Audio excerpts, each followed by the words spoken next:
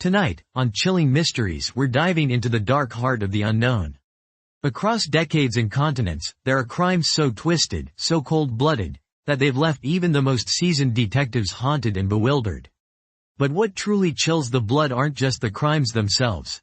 It's the fact that the killers behind them vanished into thin air, leaving behind nothing but questions, broken families, and a trail of fear. In this episode, we'll peel back the layers on some of the most chilling unsolved cases. Cases where the killers disappeared without a trace, leaving authorities and armchair detectives alike grasping for answers that may never come. Imagine a murder so meticulously planned, so precisely executed, that even years later, police are left with nothing but fragments of evidence and a sense of dread. The kind of case where it seems as though the perpetrator was a ghost, slipping through the cracks of society and into the shadows. These are not just stories. They're terrifying reminders that evil can strike anywhere, at any time, and sometimes the monsters walk among us, hidden in plain sight. Let's begin in the rain-soaked streets of 1940s Cleveland, where the Mad Butcher of Kingsbury Run terrorized the city with a series of gruesome murders. 13 known victims, all brutally dismembered, their bodies left in public places as if to taunt the police. Detectives worked around the clock, following every lead, questioning every suspect, but the killer seemed to vanish after each murder.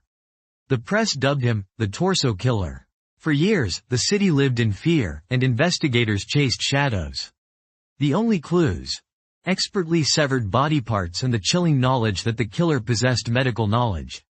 Despite the efforts of legendary lawman Eliot Ness, the butcher's identity remains unknown to this day.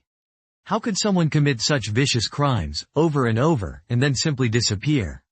The answer remains out of reach, lost in the fog of history. But Cleveland's nightmare is not unique. Across the Atlantic, in post-war London, another predator stalked the night. The case of Jack the Stripper sent shivers down the spines of the city's residents in the early 1960s. Over a 2-year period, 6 women, most of them sex workers, were found murdered, their bodies abandoned in or near the River Thames. The killer left no fingerprints, no witnesses, no clear pattern apart from the chilling similarity in the victim's circumstances. Scotland Yard poured resources into the investigation, but the killer proved as elusive as his Victorian predecessor, Jack the Ripper. Some believed he was a police officer or a former soldier, given his apparent knowledge of police procedures and his ability to evade capture. Rumors and theories ran wild, but the killing spree abruptly stopped as quickly as it had begun. To this day, the identity of Jack the Stripper remains one of Britain's most enduring mysteries.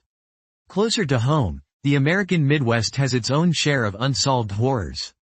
In 1982, the city of Chicago was gripped by fear as 7 people died after taking Tylenol capsules laced with cyanide. The so-called Tylenol murders changed the way we think about product safety forever. But what's often forgotten is that the person responsible was never caught.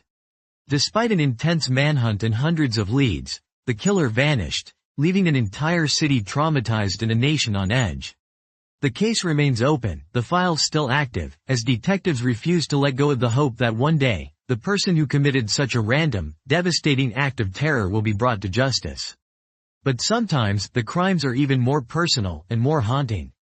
Take the case of the Long Island serial killer. Over the last 2 decades, at least 10 sets of human remains have been found along the remote, windswept beaches of Long Island, New York. Most of the victims were young women, many working as escorts. The killer, dubbed Lisk by investigators, seemed to know how to exploit the vulnerabilities of his victims and the blind spots of law enforcement. He used burner phones, fake names, and meticulously covered his tracks. Years passed between discoveries, and every new body brought more questions than answers. Despite advances in technology, despite the tireless work of dedicated detectives, the killer behind these murders vanished as if into thin air. The families of the victims are left with nothing but grief and the agonizing uncertainty of not knowing who took their loved ones, or why. Let's turn back the clock to one of the earliest, and most infamous, unsolved cases of the modern era, the Zodiac Killer. In the late 1960s and early 70s, a shadowy figure terrorized Northern California, taunting police and the public with cryptic letters, ciphers, and chilling threats. At least 5 confirmed murders, possibly more, and a string of near misses that left survivors in lifelong fear. The Zodiac seemed to relish the attention, inserting himself into the investigation and manipulating the media. Despite the largest manhunt in California's history, the killer's identity remains unknown.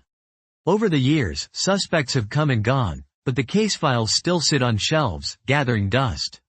The Zodiac's final letter, sent in 1974, chillingly declared, "Me equals 37, SFPD equals 0. A final taunt from a ghost who, to all appearances, vanished without a trace. But what is it about these cases that makes them so chilling? It's not just the brutality of the crimes, it's the sense that the killer could be anyone, a neighbor, a coworker, a face in the crowd. The lack of resolution, the unanswered questions, leave a wound that never quite heals. For every unsolved murder, there are families who go to bed each night wondering if the person who shattered their lives is still out there, living an ordinary life, hiding in plain sight. Let's examine another case that haunts the Canadian wilderness, the Highway of Tears. Along a desolate stretch of Highway 16 in British Columbia, dozens of women, many of them Indigenous, have vanished or been found murdered since the late 1960s. The cases are linked by geography, victim profile, and a terrifying sense that someone, or several people, have been preying on vulnerable women for decades. While some suspects have been identified, the majority of these cases remain unsolved. The killer, or killers, responsible have slipped through the cracks, shielded by the isolation of the forest and the indifference of authorities. For the families of the missing and murdered, every passing year without answers is another year of torment. From the wilds of Canada to the sun-drenched streets of Los Angeles, the story repeats itself. In the 1980s and 90s, a serial killer known as the Freeway Phantom targeted young girls in Washington, D.C., leaving their bodies along major highways. The victims were mostly teenagers, abducted in broad daylight, their lives cut short by a killer who seemed to disappear into thin air. Despite the formation of specialized task forces and the involvement of the FBI, the Freeway Phantom was never caught. The victims' families are left with only heartache and the chilling certainty that the person responsible may have simply blended back into society. Another case that continues to baffle investigators, and terrify the public, is the mystery of the servant girl annihilator.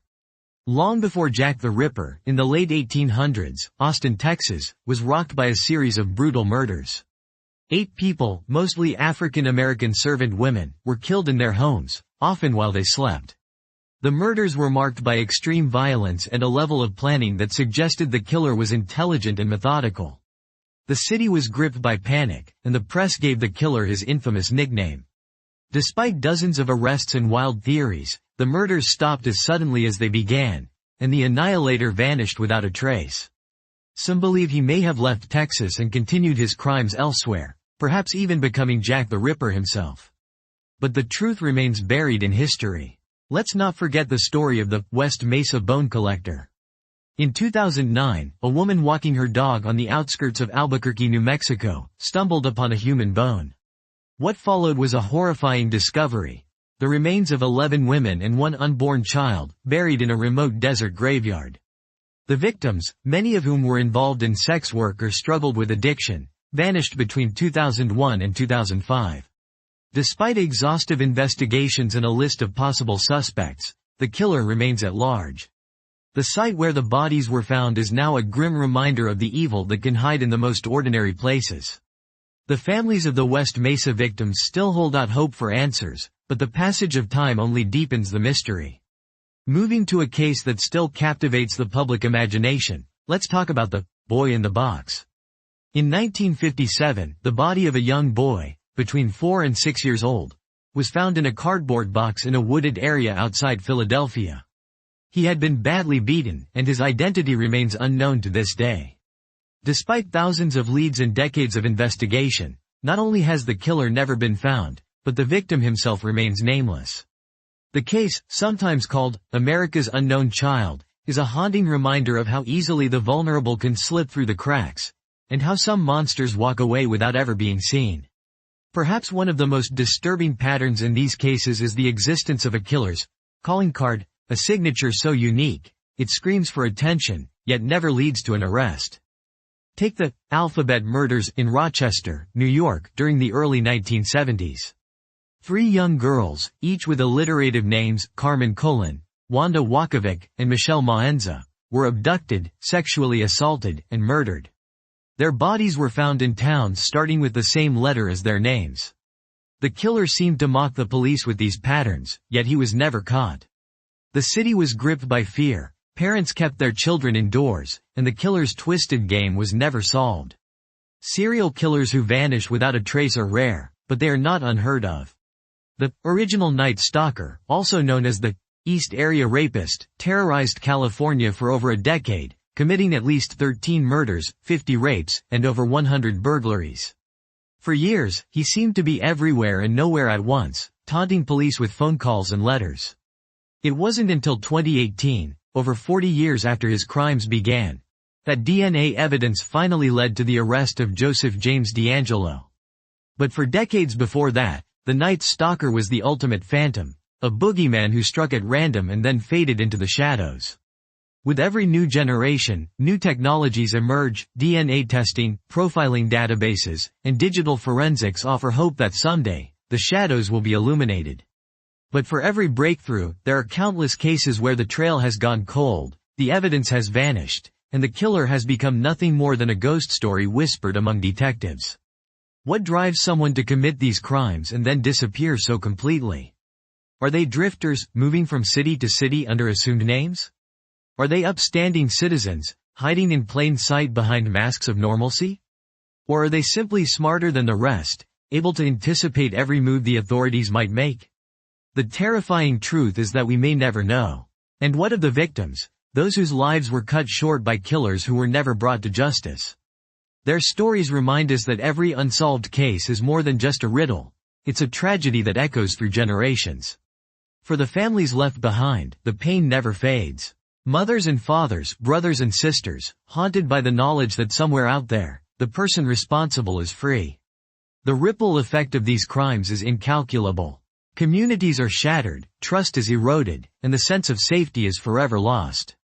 In some cases, the fear lingers for decades, shaping the way people live their lives long after the murders have faded from the headlines. The legend of the vanished killer becomes part of local folklore, a cautionary tale, a reminder that the darkness is never far from the surface. But perhaps there is a lesson to be learned from these chilling mysteries.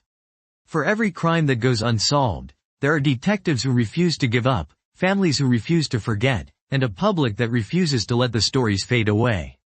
Advances in technology, new investigative techniques, and the power of crowdsourced sleuthing mean that the next breakthrough could be just around the corner. The past is never truly dead, and sometimes, the smallest clue can unlock the most baffling mystery. So if you find yourself walking a lonely road at night, or hearing footsteps behind you in the fog, remember, the world is full of mysteries, and some of them walk on 2 legs. The cases we've explored tonight are more than just stories. They are warnings, reminders, and, most of all, unfinished business. If you found this episode of Chilling Mysteries as fascinating, and as unsettling, as we did, make sure you subscribe for more deep dives into the world's most baffling unsolved crimes. Hit the like button, share your theories in the comments, and let us know which case haunts you the most. Who knows, maybe together, we can help bring some answers to the darkness. Until next time, stay safe, stay curious, and remember, the shadows are always watching.